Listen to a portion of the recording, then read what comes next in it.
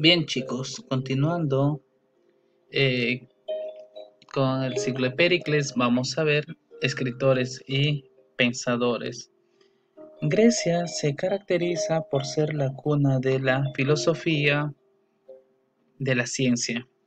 Podemos mencionar, ¿no? Homero, Hesiode, Píndaro, Esquilo, Sófocles, Eurípides, Aristófanes. Podemos mencionar a quién más, a Platón, diálogos con los republicanos, Aristóteles, eh, fundador del Liceo, ¿no? Tenemos Sócrates, ¿a quién más? Pitágoras, Tales de Mileto, Hipócrates. En la oratoria podemos mencionar a Pericles, a Demóstenes. En la historia, Herodoto, a Tucídides, a Genofonte. Entonces, chicos, vamos a ir mencionando algunos de ellos, ¿sí? Hipócrates, que es el padre de la medicina, Heródoto, padre de la historia, Sócrates, utiliza el método de la nayéutica como instrumento de interrogación. Platón funda la Academia de las Obras, ¿no? Que es más importante la República. Aristóteles, padre de la lógica, y Demóstenes, padre de la oratoria. También ahí mencionamos a Pericles, ¿no? Con su obra Discursos, que se conocen a través de Tucídides. Eh, entonces, los más grandes filósofos que podemos encontrar dentro de ellos es Sócrates, Platón y Aristóteles. El fin del ciclo de Pericles. Básicamente el ciclo o la hegemonía de Atenas se va a dar básicamente a la guerra del Peloponeso y con ello va a acompañarse a la derrota de esto de la peste. Esta peste es lo que va a conllevar a una muerte masiva de los ciudadanos atenienses y entra la etapa final de ciclo, toda esta etapa de prosperidad, de una república consolidada en la arquitectura, en la política, en las ciencias, en el teatro, en la literatura, en la filosofía, en todo ello va a venirse abajo producto de la guerra del Peloponeso y la muerte de Pericles, ¿sí? Entonces, la devastadora guerra del Peloponeso que da la victoria a Esparta hizo estragos en las ciudades atenienses, que perdió definitivamente su independencia en el año 338 a.C., cuando el rey de Macedonia, Filipo II, venció a los griegos y los sometió a su supremacía.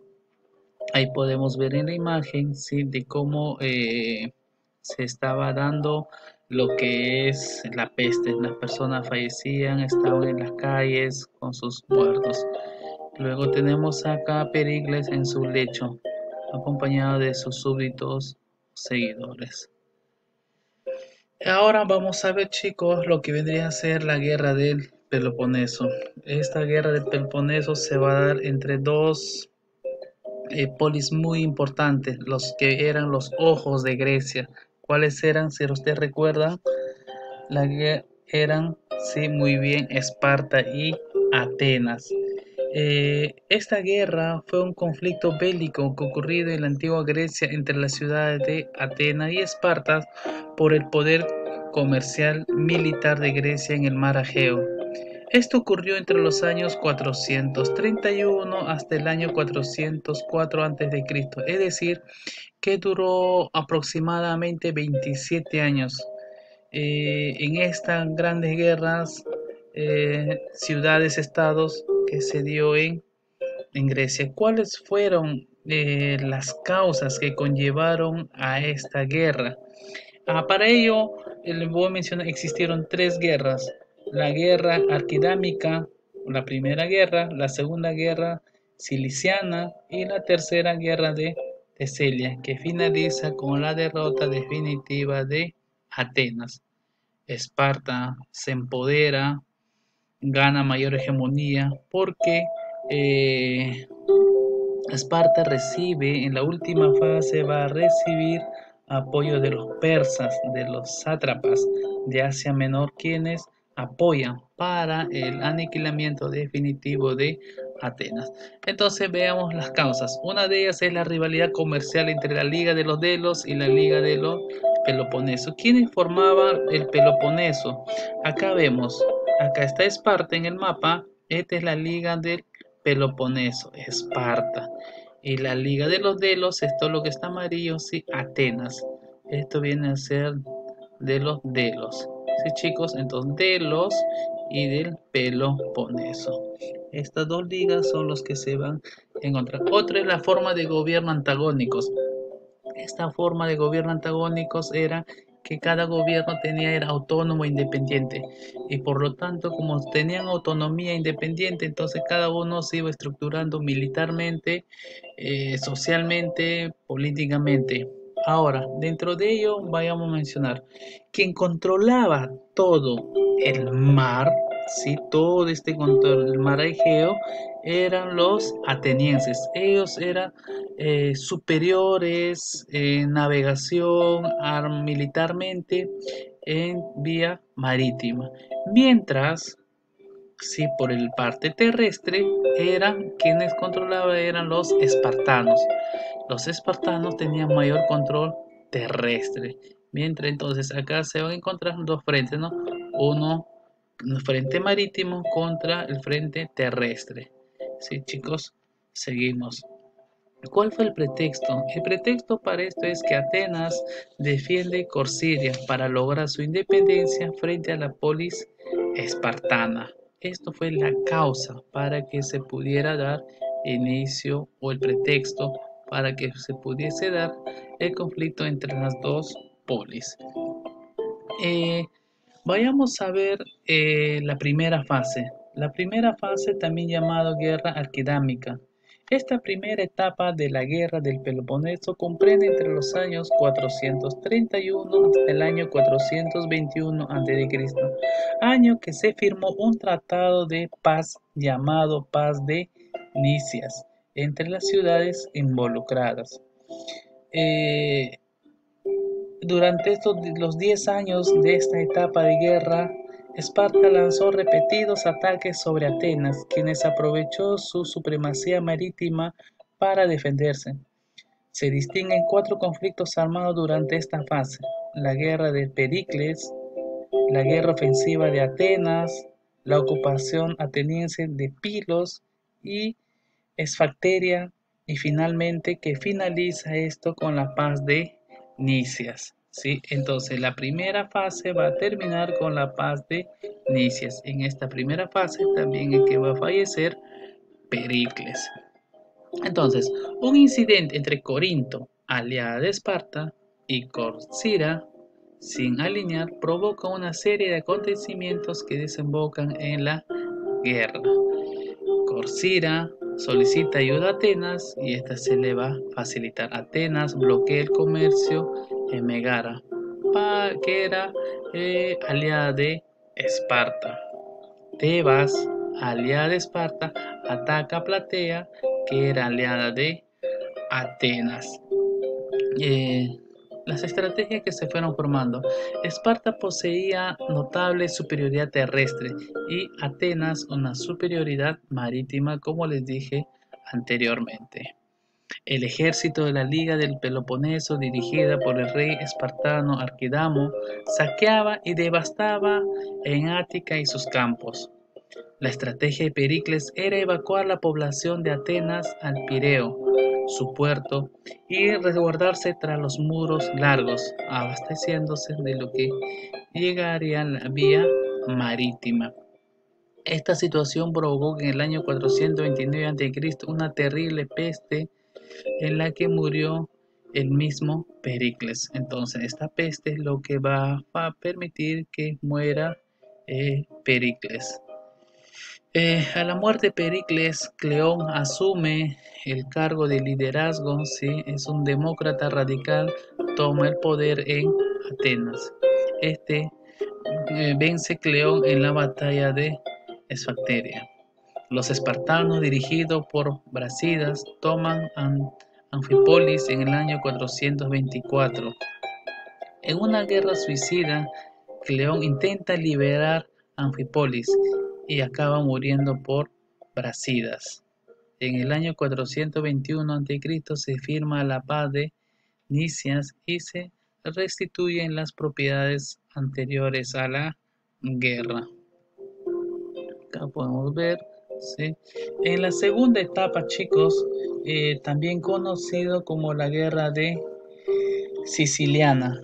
Esta etapa comprende entre los años 415 hasta el año 413, como en el caso yo lo puse en el año 421 hasta el año 404 a.C.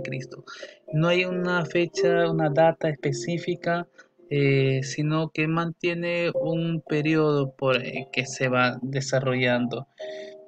Aquí es cuando se da un periodo sin conflictos armados. Se rompió el tratado de paz entre ambos bandos porque no reconoce Atenas, no va a reconocer la paz de Niceas por un cierto descontento.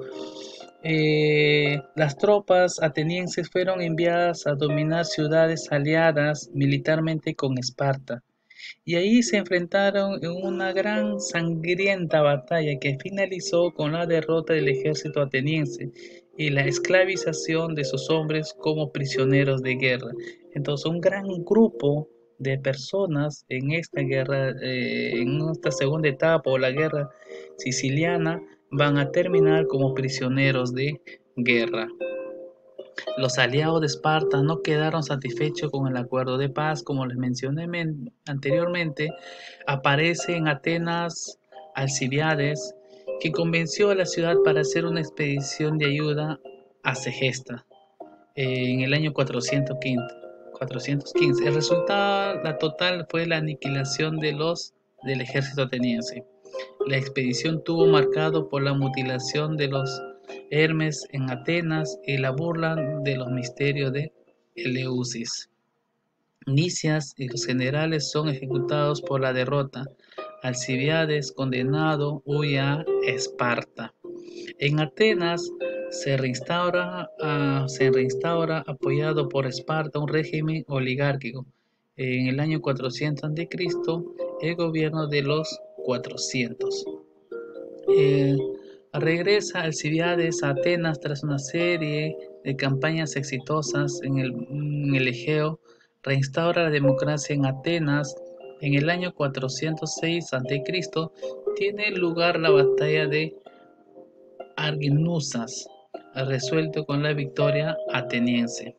Pero al regresar la escuadra hubo un temporal y muchos hombres murieron cuando los estrategos no recogieron sus cuerpos y fueron condenados a muerte en un juicio. En la última etapa, que se da ya la guerra de Celia, la guerra de Celia, también conocida como la guerra de Jonia, es considerada una etapa final de la guerra del Peloponeso. Esta sucedió entre los años 413 hasta el año 404 a.C. Durante esta etapa, Esparta recibió el apoyo de los persias y de los sátrapas de Asia Menor, quienes idearon estrategias militares y derrotaron por completo al ejército ateniense. ¿Sí? Entonces Lisandro, general espartano, consigue ayuda tebana y persa que logran vencer a los atenienses en la batalla de Egos y Potamos. Como consecuencia de esta guerra, la Liga del Peloponeso tuvo un corto periodo de apogeo. Surgió la ciudad de Tebas, griega, destacaron los generales tebanos, Pelópidas y Epaminondas, quienes vencieron a Esparta en la batalla de Leuctra y Mandinia. El resultado de esto fue la derrota definitiva de los atenienses. Consecuencias generales, hegemonía de Esparta en Grecia, en Atenas cae la democracia y se instala un gobierno de los tiranos, los 30, ¿no? Persia, por su colaboración con los espartanos, recupera sus colonias en el Asia Menor, aparición de una nueva potencia en Tebas. Duración, condiciones de rendición de Atenas, las duras condiciones que pasaron, ¿no? Porque la mayoría de ellos pasó a ser esclavos. Demolición de los muros largos, se disolvió la Liga de los Delos. Ok, chicos, eso es todo por hoy. Nos vemos en la próxima clase. Recordemos que en esta guerra ni Esparta militó